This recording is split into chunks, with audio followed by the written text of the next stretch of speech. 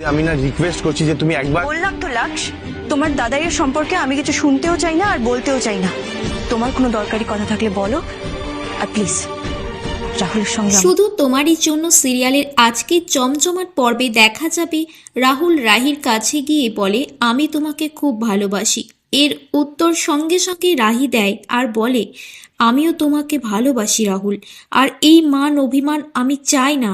তোমার কাছ থেকে এই কথাটা শোনার অপেক্ষায় ছিলাম আমি। তারপর হঠাৎ রাহি চমকে ওঠে। এটা আমার স্বপ্ন ছিল? আমি কেন দেখলাম এই ধরনের স্বপ্ন যেখানে সম্পর্কটা শেষ হয়ে গেছে, আর তো কিছুই বাকি নেই? রাহুল তখন জিয়ার সঙ্গে খুব ভালো আছে।